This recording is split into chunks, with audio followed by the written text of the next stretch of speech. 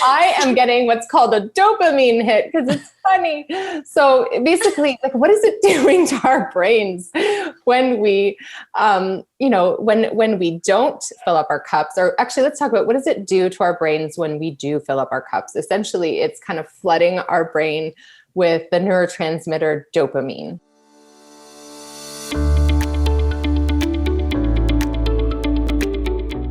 Welcome back to Embrace You First. Before we get started, we are reviewing a review of the week. This review comes from Stacy on iTunes. What a wonderful concept for these podcasts, Embrace You First. While it's especially appropriate during this pandemic, it's also true at any time, as how can we care for others if we aren't caring for ourselves? The content is also excellent, with podcasts covering a variety of topics that are relevant across time of life. Stacy. Thank you so much, Stacy. You are amazing. You guys, your ratings, your reviews, your feedback and shares on Instagram and DMs, they mean so much to us. Podcasting is a little bit of a peculiar thing. We're so new at it. It's not the kind of thing that you get immediate feedback for. So these reviews and your comments, they mean the world to us. So it's a big leap for us to invest all of our time into something that we feel and know will go big because of you and your ratings. So please take a moment, and if you would, pause for a moment, subscribe, rate our podcast, or do it at the end of this podcast, and give us a big thumbs up and a review. We would love it. We are so appreciative of your feedback. And I am going to jump right in and talk about something that our patients and have been requesting, and we polled on Instagram and got feedback that people were wondering why or what are we doing to stay positive and motivated and inspired through COVID times. And indirectly, they're basically asking, what are we doing as people to fill up our cups? And so we're going to talk all about what does that even mean to fill up your cup. It's kind of the premise to this podcast, but it's more than just exercise, nutrition, and sleep. It's kind of like how we see things, right, Mary? So like, it's how we see things, and what does it even mean to fill up your cup? Right. And, filling up your cup is so crucial and necessary. It's not just an option, because filling your cup is similar to when your juices run out on your battery of your cell phone. You actually recharge it. And oftentimes, so many times, people walk around like they're barely there because they're burnt out. And what we're saying is, it's not selfish. It's a necessity to recharge, like that of your cell phone, right? Right. Yes. And you are far more valuable than your cell phone, right? So I think it's really important that if we're charging our cell phones, that we got to recharge us too. Yeah. And this microphone looks like a penis. Like I just realized that it wasn't close to me, and I moved it, and I'm like, what the heck is sticking out? Anyway, it's okay. It's okay. So that's filling your cup right now, because it's like making you smile. Totally. I am getting what's called a dopamine hit because it's funny. So basically, like, what is it doing to our brains when we, when we don't fill up our cups? Or actually, let's talk about what does it do to our brains when we do fill up our cups? Essentially, it's kind of flooding our brain with the neurotransmitter dopamine. So dopamine is associated with the kind of, that feels good, do it again, please, neurotransmitter in our brain. So make me laugh again. It's the star of the pleasure reward system in your brain.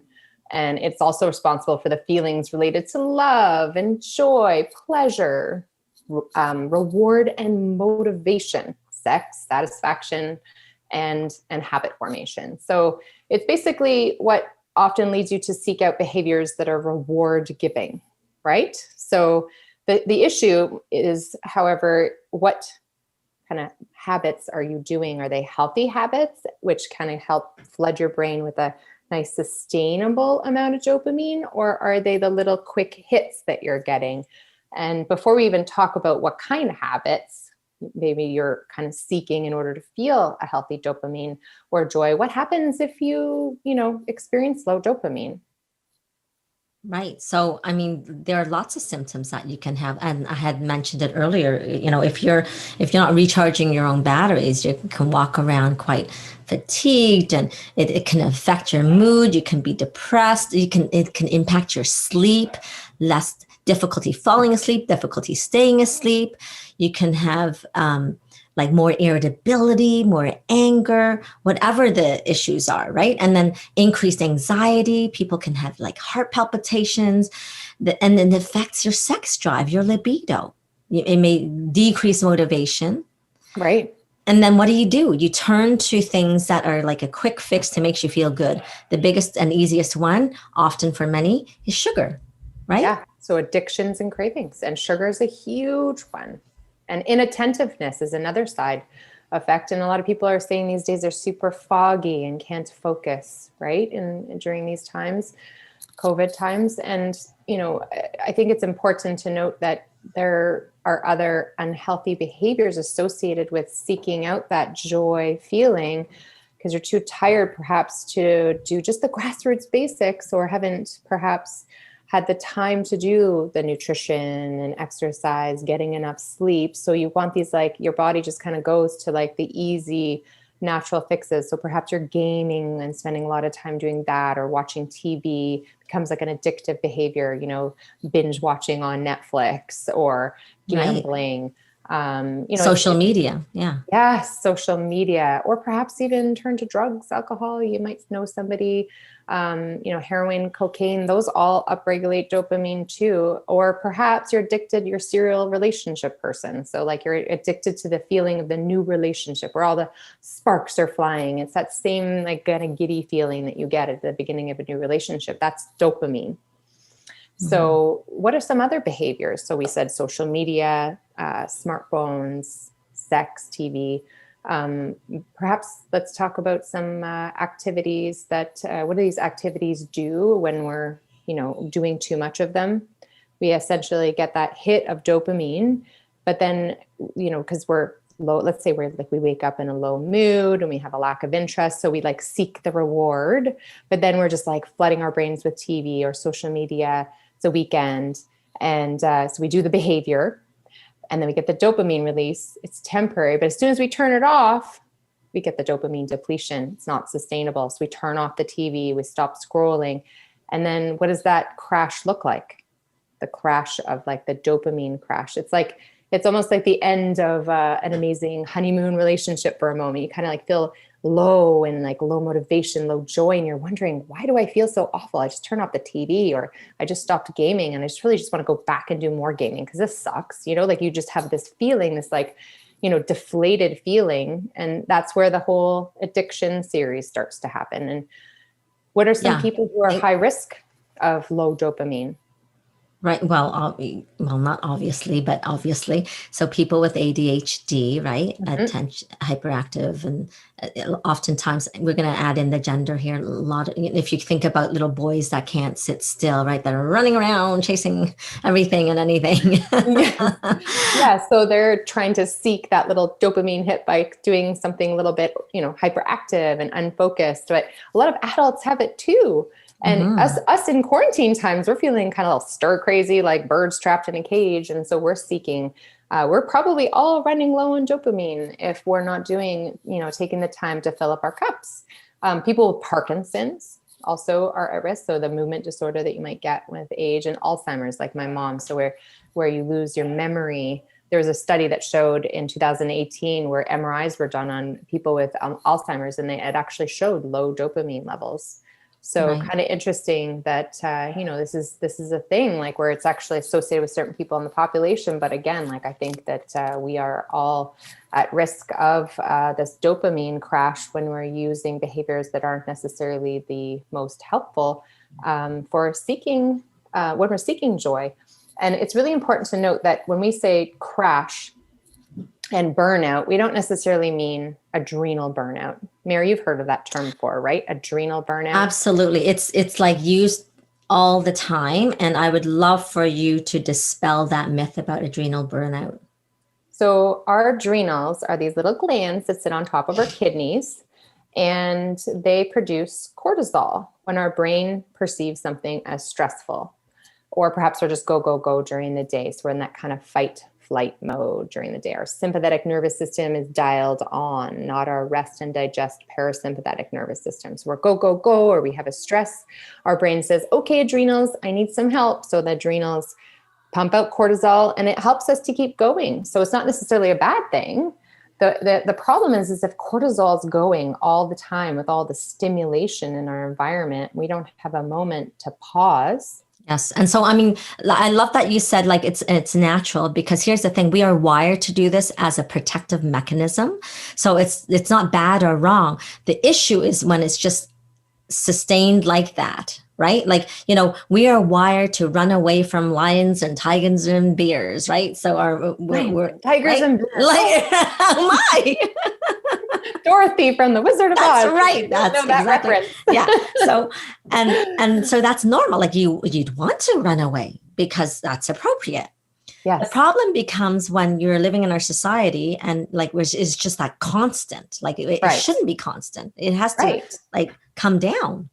So again, as a protective mechanism, the cortisol that's now running too high too long, if you're not taking moments to pause and fill up your cup in ways that we'll talk about, then the cortisol kind of feeds back to the brain, and the brain says, okay, I've had enough of that hormone message. I'm going to tell you, adrenals, you need to calm down. So the brain's like, I'm not getting up, like that's the dopamine kind of like that crash is basically also a part of the cortisol.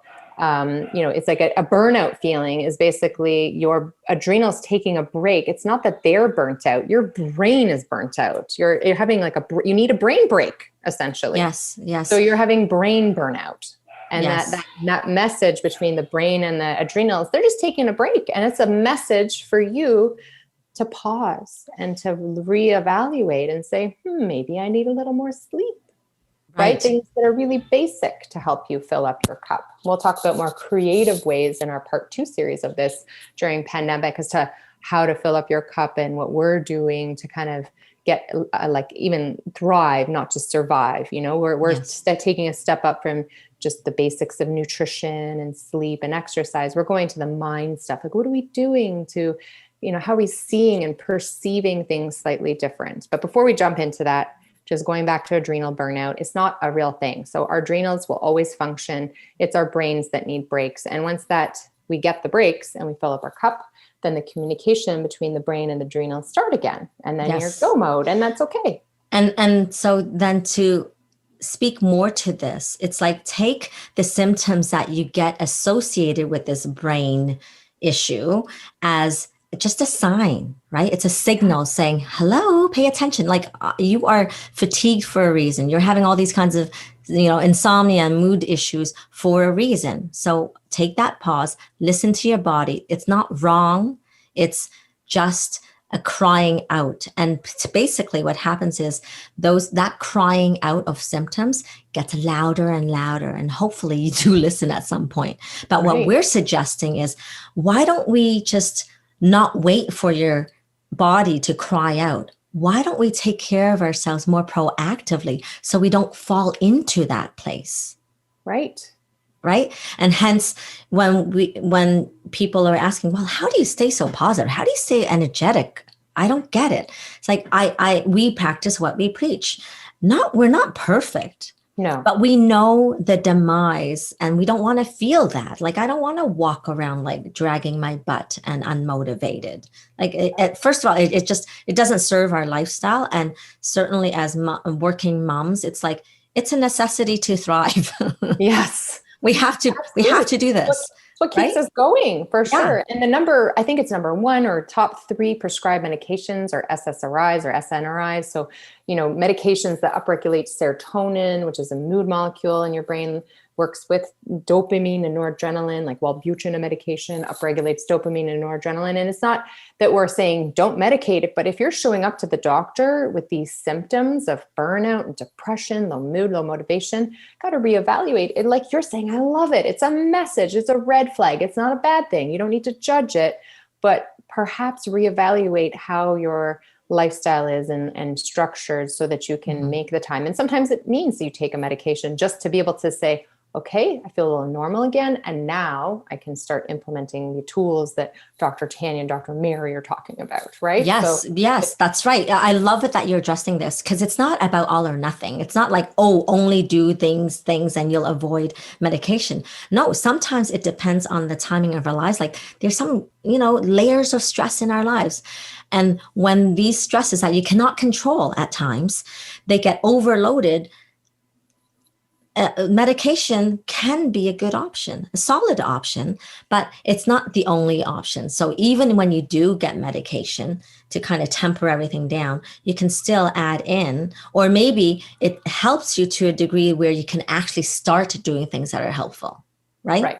And because you can start perceiving things differently, perhaps, yes, right? So, yes. Because you could be doing activities like, you get up in the morning and you're doing some, deep breathing as you're checking your heart rate, like we talk a resting heart rate, but you're like, well, this doesn't feel good. And you're just like already in a negative mindset and your perception is completely distorted, perhaps because of hormonally even. So like there are multiple factors that can bring you to this place with, that crash mode. So it's we're not discounting that. We're just saying, there's so many things you can do to bring yourself into a place of thrive and not just survive, not just survival mode. We're not running away from lions and tigers and bears no more. We're not running away from them anymore, right? No, and so that's really great. Yeah, so we will talk about this in the next episode, so you cannot miss it because we're literally going to give you some strategies around how to deal with the dopamine and not just look for that quick fix, right? And so to be ending off, I want to just bring up two people because so Dr. Daniel Amen and Dr. Tara Swat, because they both are, well, I know Dr. Swat is a neuroscientist. They're both psychiatrists, but it's interesting for Dr. Swat. She actually left that field of psychiatry because she felt that she didn't have enough tools in her toolbox to deal with, like she just didn't feel good about only medicating because it's just masking. And so she wanted to go more from the underlying and looking at the wellness aspect, which again, we're going to address next time. And hopefully we'll be able to get both of these doctors on next time. Yes, right? That would be awesome. I would love to get Doc Amen on here, talk all about ADHD and his strategies for combining conventional medication and natural supplements, even in lifestyle for people with ADHD. So super interesting. Awesome is what I meant to say. Awesome.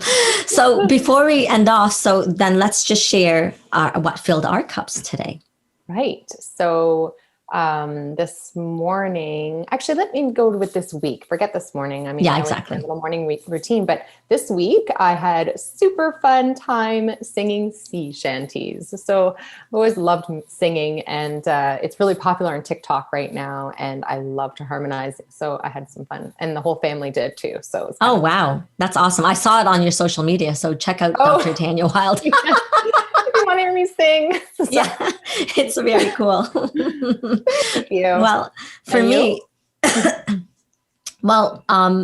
as I think I mentioned it before, we have a brand new puppy and she's now 12 weeks old. So what filled my cup is, not just focusing on, oh my gosh, all the things that is so much work, but literally that the love that she is. And it's just, like her little paws on me. Like I was sitting on the couch and she literally just put her paw on my foot.